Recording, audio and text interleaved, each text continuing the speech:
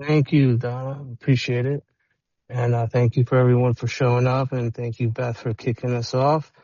My name's Terry, and I'm alcoholic. It's my pleasure to introduce our first speaker, Beth E., whose home group is By the Book Atlantic Highlands, New Jersey. Beth will share for about 35 minutes on what a spiritual life looks like for her today. Whenever you're ready to rock and roll. Thank you so much, and thank you for having me. I'm Beth. I'm an alcoholic. So I'll start off on my statistics. A loving God that I didn't want and didn't think that I needed separated me from alcohol on August 1st of 2017. You heard my home group is By the Book in Atlantic Highlands. I have a sponsor. She knows she's my sponsor. She's not a sponsor in name only.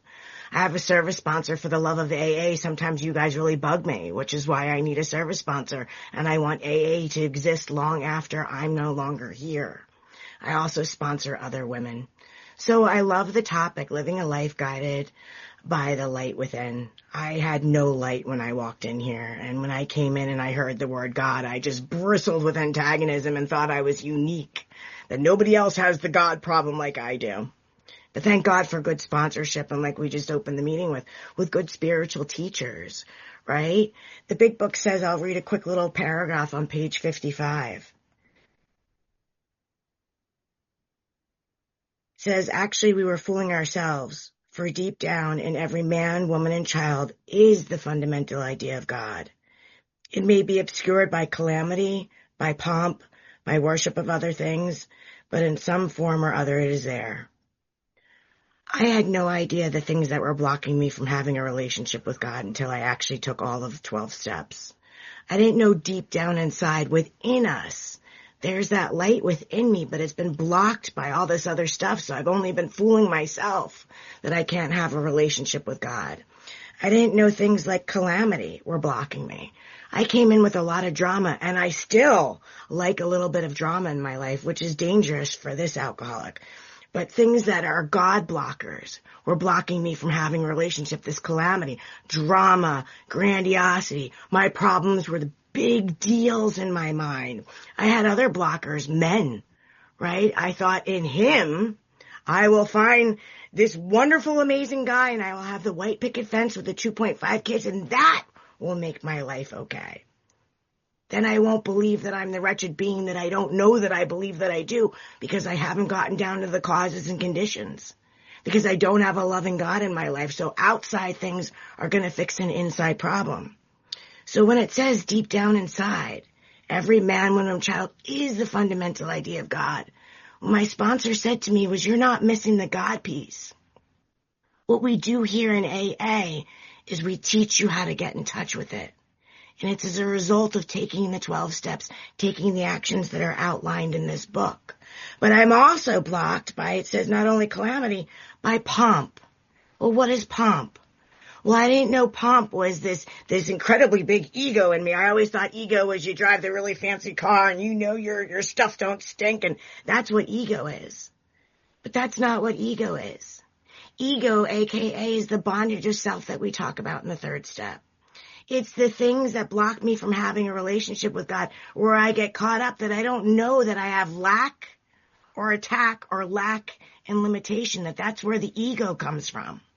And it's been talking to me my entire life in this really loud voice that I've never been able to hear, the quiet, still, small, peaceful voice of God.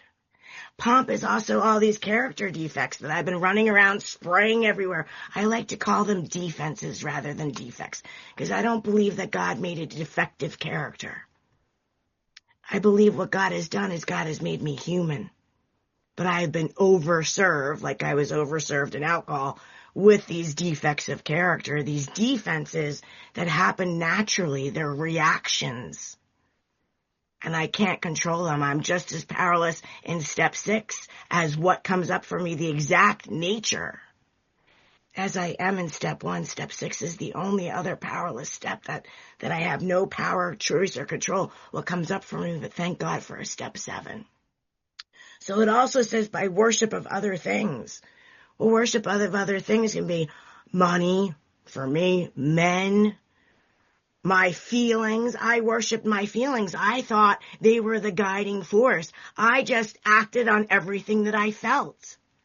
And that was absolutely insane. Today I know that feelings are good servants, but they do not make good masters. So I get down to the causes and conditions. I get to look at these things where I make other things bigger than God. These things that I have made God, but I don't want a relationship with God, but everything else is my God, including myself and my voice of reason, my intellect. And my intellect has never served me well. It's like I walk into the ladies' room. I know when I go into the ladies' room, they've got those automatic hand dryers. I know if I stick my hands underneath them, they will dry my hands. But knowing isn't enough. And so I get a lot of self-knowledge in this program as I read the big book. And even Bill had a lot of things that worked temporarily for him to keep him sober. He said fear sobered him up for a bit. But for a bit. He said self-knowledge, having this working understanding. Now I know how I operate. And I can still fall victim of that today at 8 years sober. I can wrest happiness and satisfaction out of this world if I, Beth, just manage as well. I don't need God. Get in the back seat while I'm driving, dude. I don't need you. It's absolutely insane, this thing that tells me I don't need this. I'm doing pretty good. So again, I don't believe any of us are missing the God piece, that light within.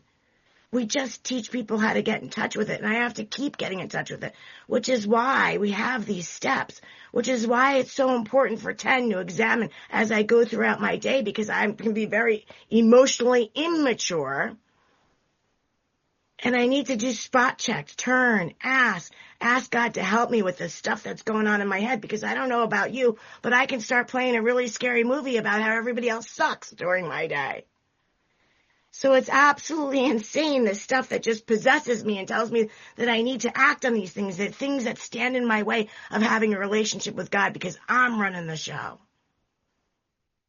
When we get down to the causes and conditions in 4 and 5, and I see I've got to quit playing God in 3, and that I can't restore myself to sanity in 2, I start looking at what I call the darkness. I start getting awareness to these things that drive me, these character defects or defenses, which I go back to. Why? Because they're familiar. Doesn't make me bad, it makes me human. But what I do is I get to bring these things into the light. Where there are shadows, shadows only exist because there's a light there. That's what God is like for me. But I was always fighting this darkness. I'm going to shove it away. I'm going to push it down, or I'm going to run away from it. Fear is darkness. I don't do the battle with darkness anymore. What I do is I bring these things into the light with a huge toolbox that AA and God have given me to deal with this spiritual malady that I have. Some might call it spiritual warfare. Sometimes the ego is so large and in charge, though, it feels like it's spiritual warfare. It's not. It's just this incredibly loud voice that comes from the place of lack and attack, lack and limitation, aka bondage of self. And what I get, the gift that I get in Alcoholics Anonymous, is I'm given all these weapons or these tools. And none of them are turning my back and running away from the stuff that's coming up for me anymore like I used to. It's about facing these things so I can ask God to help me be rid of them, right? When you think about people who are in battle, right, or fighting these battles, their scars weren't on their backs. They weren't running away. If the scars were on their backs, it's because they were running away from the battle. They faced their enemies. What we do here in AA, it's kind of like the Wizard of Oz. If I don't look behind the curtain, things are going to look really scary to me. I learn how to get right-sized and put myself in relation to something bigger than myself as a result of taking these steps. But if you ask me in the beginning, I'm an intellectual person. My God is the God of reason, what I think. And when you tell me these things, Beth, if you take this action, you will have a spiritual awakening, because I'm such an intellectual, because I can't conceptualize and feel and see and touch and know in the 5 senses how this thing is going to work. I just don't do things because you tell me that they're good for me. And that's really what I'm up against. So I have to stay right-sized in this program and have faith in what others say to me. Take this action, a spiritual awakening as a result of these steps. Continue to take the action that I've been told in this program. So when I get right size and I start to put myself in relation to something bigger than myself, be willing to believe. Borrow my God for the day if you can't believe. That these principles, when we read how it works, principles are mentioned 3 times. God communicates with me through those principles today. See, I always thought I needed to see some big, spectacular miracle for that God was with me and God's working in my life, and I wanted dramatic and supernatural and things you read about in some people's experiences. If they're not happening to me, how do I know there's a God? But the big book actually nails me down pretty hard, and it says my old ideas and beliefs didn't work. My ideas did not work, but the God idea did. See, God seems to work in me more quietly and internally. Sometimes the greatest miracle isn't something I see. It happens via God inside my heart and my mind. Our big book says ideas, attitudes, and emotions, which were once the guiding force, get cast to one side and a new set of conceptions begin to deal with us. But I want everything yesterday because I'm an alcoholic. I don't like walking into the unknown because I'm so delusional and grandiose that God shows me what my next footstep is, but I want him to light the whole freaking path. When it's only one footstep. See, I'm so emotionally immature about what I think God should be doing because I've been shooting all over the place my entire life. I've been playing God. I should, they should, the world should, because I am God and I know how things should be. Now, not all shoulds are bad, but normally when I have a should, that's a big red flag. I should park in a regular spot and not a handicap spot because I don't have a handicap problem. So not all are bad, but they are a red flag for me to take a look at. See, many times God's guidance comes to me so natural that I don't even realize what's going on today. That's the gift that I get, is that I have a lot of peace in my life. God gets in the middle of my very own week, my very normal life that I live, where I'm a law-abiding citizen today. But then ego will step in and it'll hijack my thoughts and say, well, you're not really feeling God, so there must be something wrong. He's not working in your life. See, what ego does, that bondage to self, is it comes right back in and it hijacks the good things in my life because it looks to scratch things that don't even itch. Why? Because I'm an alcoholic. God also uses pain to get my attention, which I rarely don't like and makes me very uncomfortable. See, I still have an ego that makes a lot of mistakes. We shouldn't be afraid of making mistakes because we will. But we're no surprise to God, so when I make a mistake, I don't have to act like it's a really big deal. This program gives me a process called the amends to be able to do that, so that I can right my wrongs, so that I don't have to sit around and berate myself. I'm the worst of the worst. I'm such an idiot. I can't believe I did that. That's actually called pride in reverse, and that's a deadly form of pride. See, I've got to learn what the truth is. In society, we say the truth will set you free. Well, what is the truth? The truth is today that I have a very powerful, loving God that loves me so much that I'm no surprise that he counted every hair on my head. He already knew the mistakes that I made yesterday and the ones that I'm going to make tomorrow, and he doesn't love me any less. But my conception of God has had to grow in this program. Do I believe that God can restore me to sanity, or am I walking around going, I'm just watching my motives? Because if I'm watching my motives, then I think I have the power. Again, I am the power, and I am the one who's going to restore me to sanity, not God. I don't need God. I'm going to fix me. So this pain that God shows me, because I don't like the pain, but I'm so grateful that God shows up and shows me and gets my attention through the pain that I go through at times, which is often my own suffering from my mind. Because somebody will really start to bug me. You're not acting right. How dare you? You're disrespecting me. You're so rude. Again, the mind begins to tell me a story about how everybody else sucks. But I've learned that where I trip is where my treasure is. Pain is always trying to show me something. So when I'm willing to pay attention and realize that that's God trying to get my attention so that I can grow or lean on God more in these times, but boy, it sure doesn't feel like that's where I'm going to find my treasure when I'm in it. The gift that I get in AA is this huge toolbox. The serenity prayer isn't something that I just mutter underneath my breath driving in the car. What can't I change? When I write that down on paper, and then when I look at what can I change, I'm actually given the wisdom to know the difference. But if I don't think it through and I'm just saying it as a prayer, just to, God, do all this stuff. See, God asked me to play a role and participate. God has given me power, strength, and the ability and the wisdom when I use that prayer in the right way. Another tools I've got. If I didn't have this fear, anger, or guilt, what would God have me be? What would God have me do with the next right thing? Because that ego's trilogy, that bondage of self, I like to dumb it down into this triangle. Here's how I know I'm in the bondage of self. Whenever I'm in fear, anger, or guilt, what I do is I go around this triangle. Fear gives birth to anger. Anger gives birth to guilt. Guilt gives birth to more fear. I spin around that triangle. And believe me, I love a little anger. Still do. Still like to default there today because it's familiar. And anger feels like power to me. And who wants to look at anger is really fear, but who wants to look at the fear? It's just easier to get angry with you. I'm going to use anger. I'm going to try to manipulate you to act differently than what you are because I don't like what I'm experiencing based on your behavior.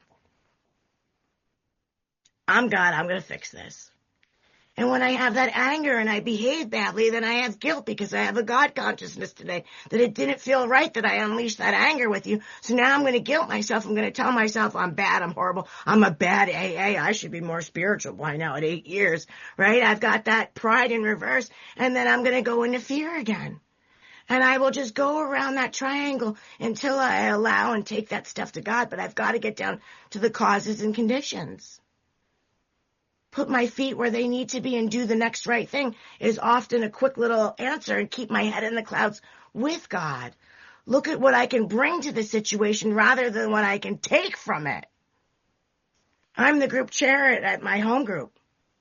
I'm the new group chair. I've never chaired the home group business meetings before.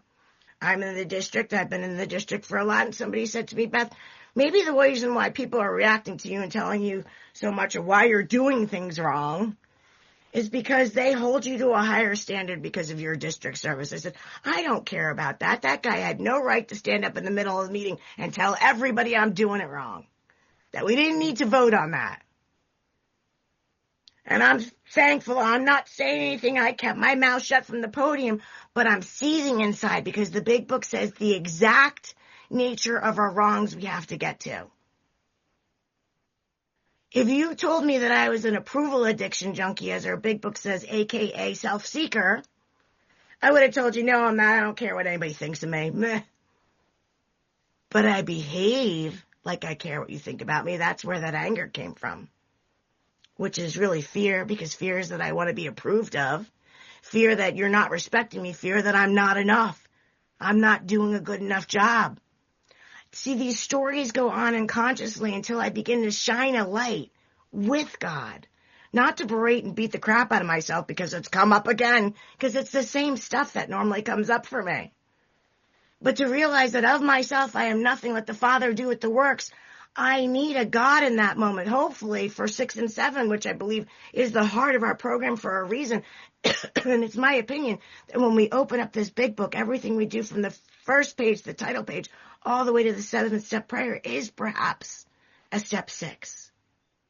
Finding out how powerless I am over everything else out there, and including my alcoholism, and getting awareness of these things that drive me, these defaults, these defects that are familiar that I will go back to. God has lessened some of them, but I'm still that I did it again girl.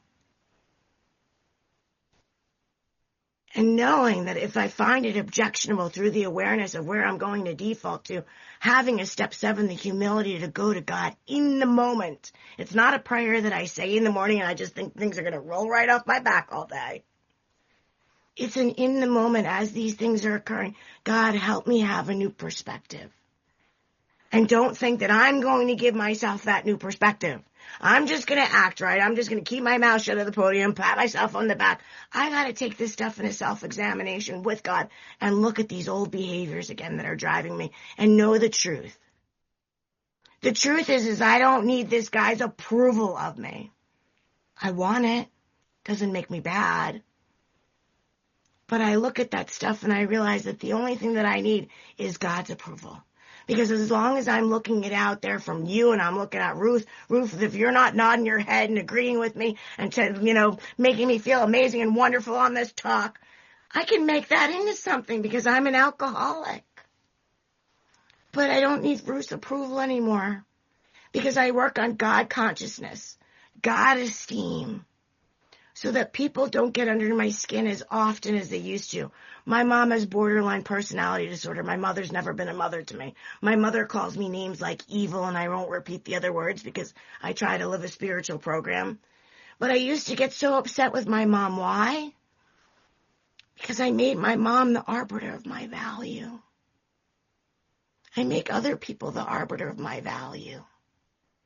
And so knowing that that's where I default to, I get to work hard on having a relationship with God and staying separate and realizing the truth that God is the only arbiter of my value.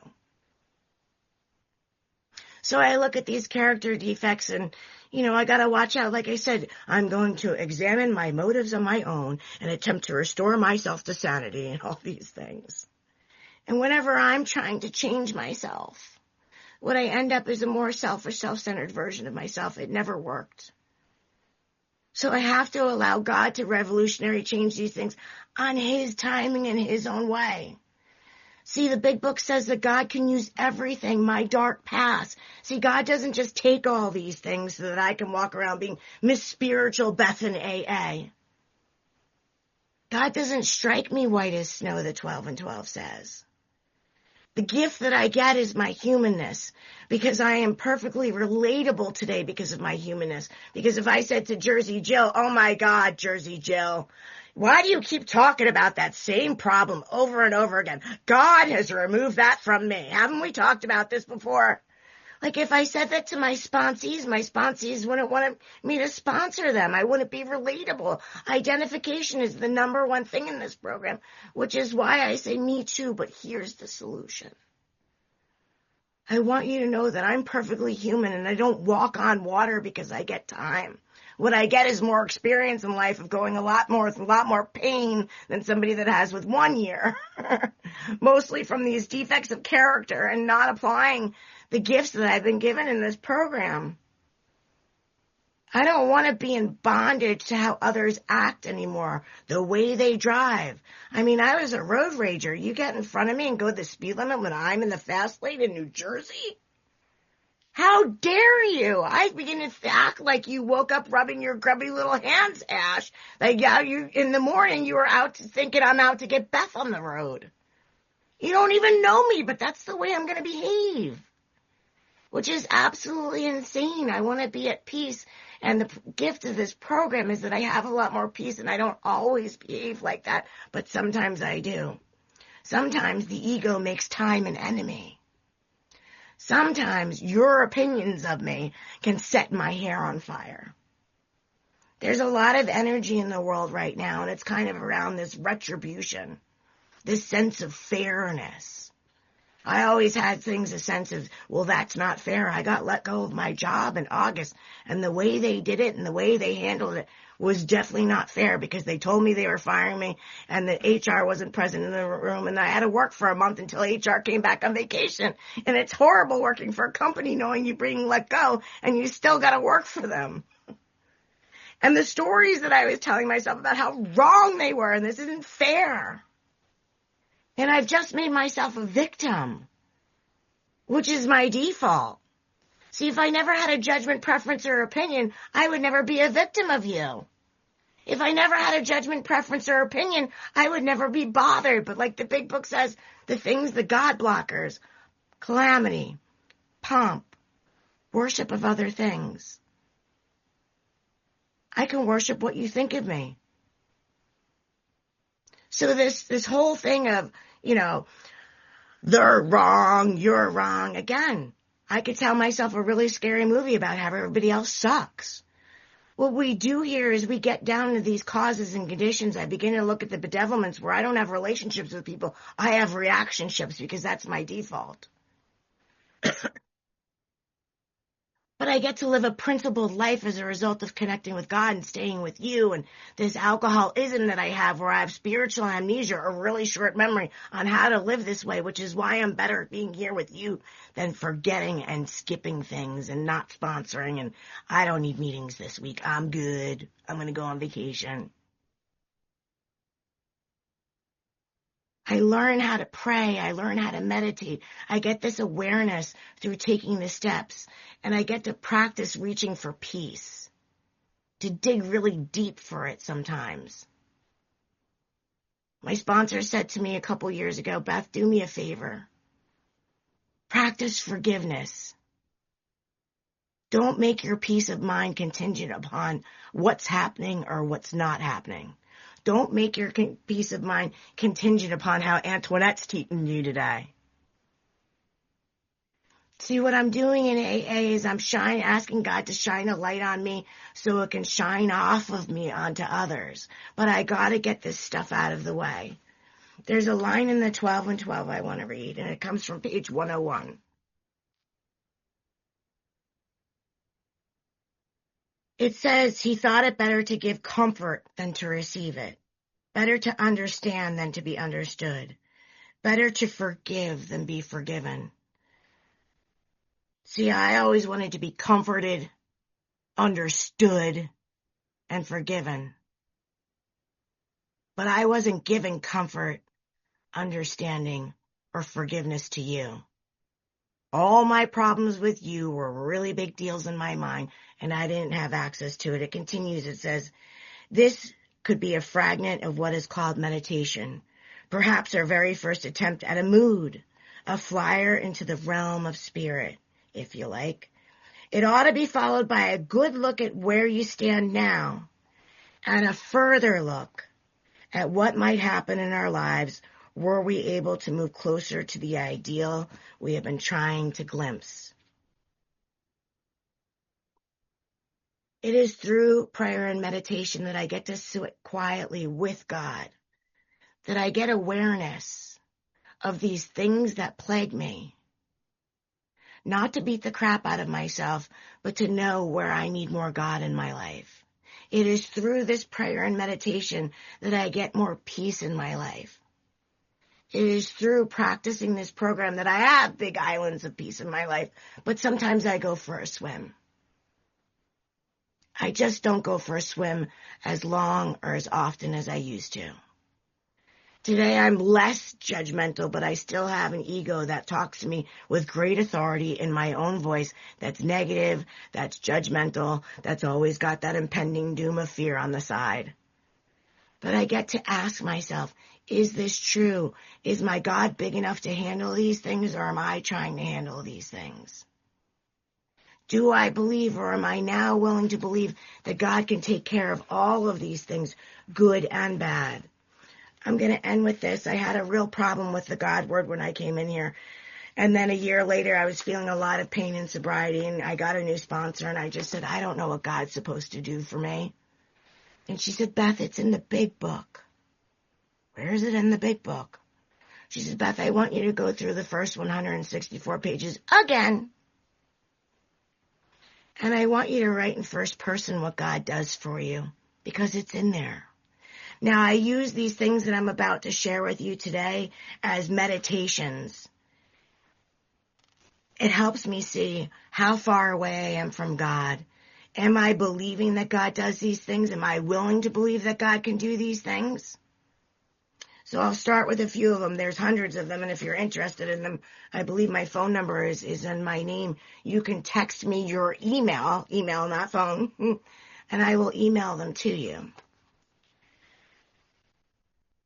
On page 13, Beth has entered into a new relationship with her creator that has elements of a way of living that answers all her problems through her belief, willingness, honesty, and humility.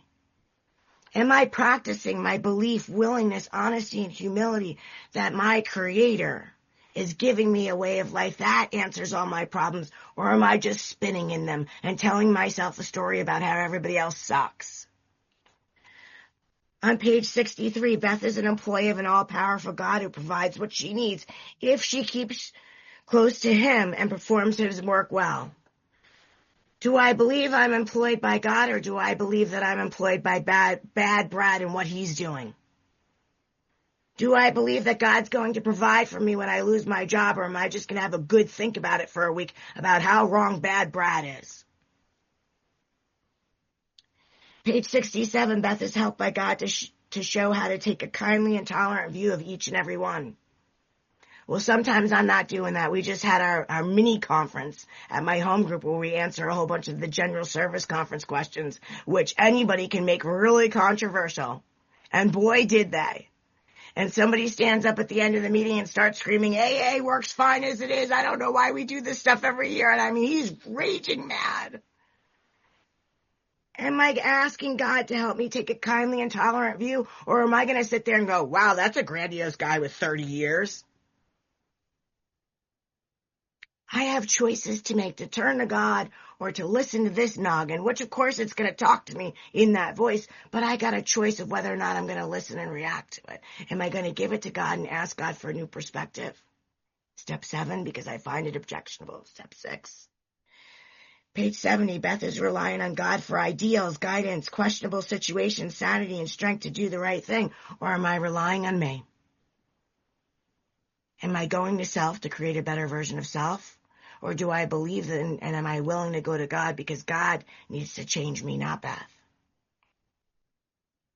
On page 75, Beth is able to look the world in the eye and can be alone at perfect peace and ease. Well, I'll tell you what, when the power goes out in my house for 48 hours, everybody in the neighborhood and the town is bitching for all over Facebook. But can I be alone at perfect peace and ease? Yes, I can, a result of this program.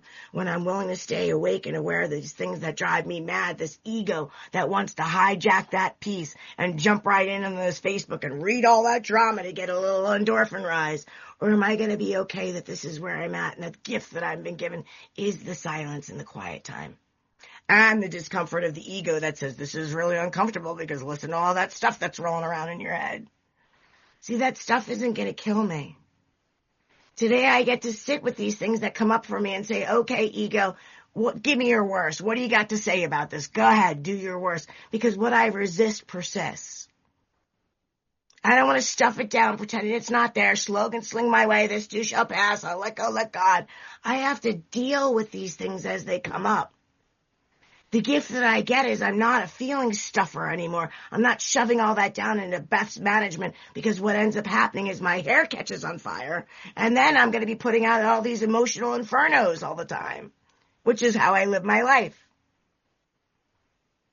I don't have these big emotional fear-driven fires like I used to. Sometimes they still happen, but not as long and not as often. So if you're interested in these things, these are the things that I turn to. These are the things that I meditate on quite often because I want to stay right-sized in who is God and it's not me.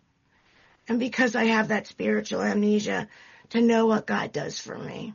Because again, I'm better off with all of you than doing this on my own. Thank you so much for listening to me.